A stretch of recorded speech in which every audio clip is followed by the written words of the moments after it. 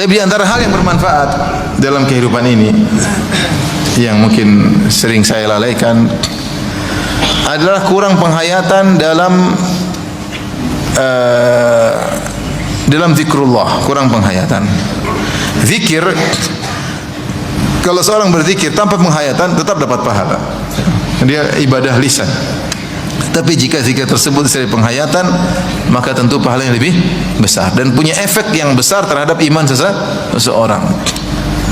Contoh sederhana, kita sering baca Quran tapi kita baca saja, target yang penting setengah juz, 1 juz, tanpa kita menghayati maknanya. Padahal kita mampu untuk menghayati, terutama ustaz-ustaz. Dia bisa baca ayat sambil dia merenungkan maknanya, bisa atau tidak? Bisa. Cuma masalahnya ketika kita baca, kita tidak niat tadabbur, itu masalahnya. Tidak niat apa? Tadabbur. Padahal Allah berfirman, afala yatadabbarunal Quran. Kenapa mereka tidak mentadabburi Al-Quran? Allah mengatakan Al-Quran liyadabbaru ayatihi. Al-Quran itu ditadabburi ayat-ayatnya. Sehingga terkadang berjam-jam atau berlama-lamaan kita baca Al-Quran tanpa mentadabburi ayatnya, efeknya berbeda ketika kita sambil apa? Berusaha, tidak usah kita tadabbur tafsirnya, kita berusaha hanyut dalam terjemahannya saja. Hanyut dalam terjemahannya saja. Ketika kita tidak berusaha menghayati terjemahannya saja, kita hanya baca-baca gitu aja, efeknya kurang dalam iman, dalam kebahagiaan kita. Maka mulai sekarang kita sama-sama berusaha. Kalau baca Quran, niatkan saya mau tadabbur. Minimal tadabbur apa? Terjemahannya. Kalau yang bisa bahasa Arab, insya Allah dia ngerti terjemahannya. Cuma dia mau atau tidak, atau sekedar baca saja. Kalau dia sekedar baca saja, efeknya kurang, karena keluar daripada tujuan utama Al-Quran. Dia dabbaru ayatihi, untuk ditadaburi ayatnya. Tapi kalau dia baca sama-sama setengah jam atau sama-sama 10 menit baca Quran, yang satu dia baca tadabbur, pasti beda efek dalam keimanannya. Ini contoh satu, zikrullah dengan baca Al-Quran, namun kita kurang serius. Kita kurang apa? Serius, ya. Para ulama sampai menyebutkan ada baca Quran, kalau kau ada baca Quran ada beberapa niat yang bisa kau pasang. Niatnya ini. Di antaranya niatnya untuk apa? Mentadabburi. Di antaranya zikir-zikir yang kita lakukan dalam keseharian. Contoh zikir setelah sholat. Kita saking hafalnya, kita terkadang tidak mentadabburi. Ya. Kita lahun ni'matu wa lahul fadlu wa lahu tsana'ul hasan. Kita baca begitu saja tanpa kita renungkan maknanya. Makanya jangan baca cepat-cepat, baca santai aja sambil kita, saya tidak suruh mendalami tafsirnya, enggak, tapi renungkan saja maknanya sedikit saja, ya. Allahumma la mani'a lima a'tait wa la mu'tiya lima mana'ta. Itu pengaruh luar biasa, ya. Allah tidak ada yang bisa mencegah kalau kau telah berikan anugerah kepadaku. Dan siapapun yang ingin berikan kenikmatan kepadaku, kalau kau tidak setuju, tidak akan sampai kepadaku. Mau usaha semaksimal mungkin, kalau Allah tidak izinkan, tidak akan terjadi. Semua orang melarang engkau dari nikmat tersebut, kalau Allah anugerahkan maka akan kau dapatkan. Subhanallah, makna yang sangat dalam.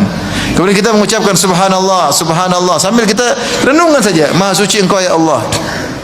Tidak ada yang berhak disembah kecuali Engkau ya Allah. Maha suci Engkau ya Allah. Tidak ada kekurangan dalam sifat-sifat-Mu ya Allah. Maha suci Engkau ya Allah. Engkau tidak zalim sama sekali ya Allah. Engkau selalu adil dalam setiap keputusan-Mu. Maha suci Engkau ya Allah. Sungguh betapa banyak orang berbuat kezaliman, kesyirikan dengan menyembah selain Engkau ya Allah. Maha suci Engkau ya Allah. Betapa sering orang suudzon kepada Engkau ya Allah, padahal Engkau tidak berhak untuk disuudzoni. Banyak kita mau renungkan dalam ucapan mana? Subhanallah, subhanallah, subhanallah, subhanallah. Banyak kita mau renungkan alhamdulillah, alhamdulillah segala nikmat yang Kau berikan kepadaku. Alhamdulillah dengan sifat-sifat yang begitu tinggi, yang maha agung ya Allah. Alhamdulillah engkau ya Allah, Engkau sudah kasih aku istri ya Allah. Yang belum ya Allah berikan kepada mereka istri. Ya Allah, alhamdulillah Engkau telah berikan aku anak, Engkau berikan aku rumah, Engkau berikan aku kesehatan, Engkau berikan aku iman, Engkau berikan aku kesempatan untuk ikut pengajian. Engkau menjauhkan aku dari berbagai macam kemaksiatan, Engkau menyibukkan aku dalam ilmu, Engkau banyak sekali mau kita puji Allah Subhanahu wa taala. Tapi kita alhamdulillah, alhamdulillah, alhamdulillah sambil lihat WhatsApp.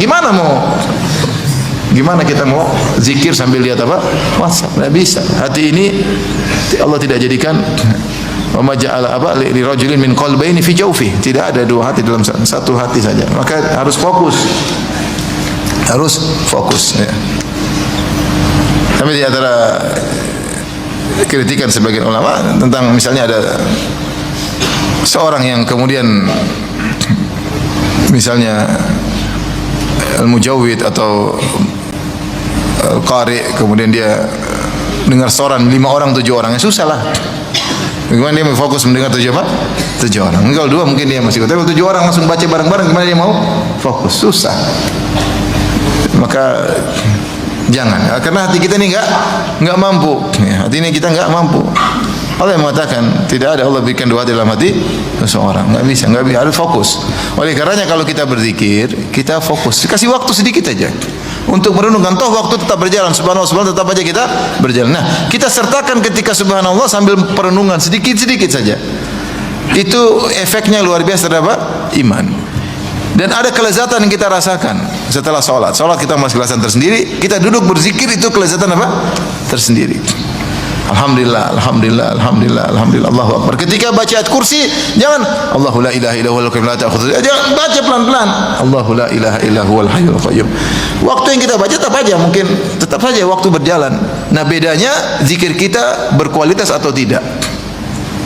Ini di antara hal yang juga banyak saya sesalkan dalam kehidupan ini. Terkadang atau sering saya berzikir tanpa saya berusaha merenungkan apa maknanya. Karena mungkin sudah hafal sehingga lewat begitu saja. Itu hal yang merugikan kita sendiri. Waktu berjalan pahala kita kurang, kalaupun kita dapat pahala, dan efek terhadap keimanan juga apa? Kurang. Tapi kalau kita renungkan makna-makna zikir tersebut sambil berzikir, luar biasa. Oleh karena dalam kehidupan ini, ketika berzikir sambil direnungkan makna zikir-zikir tersebut, sehingga kita lebih mengagungkan Allah Subhanahu wa taala. Dan efek luar terhadap iman luar biasa. Di antaranya zikir pagi petang. Zikir pagi petang kita juga berusaha kita renungkan, ya. Karena itu kegiatan zikir keseharian yang kita ucapkan. Dan semua zikir.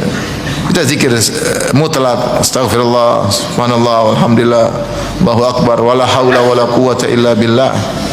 Dan seterusnya kita berzikir, sering kita renungkan makna zikir-zikir tersebut. Dan ini insyaallah punya manfaat yang besar bagi iman kita dan efeknya luar biasa dan juga pahalanya lebih besar di sisi Allah Subhanahu wa taala.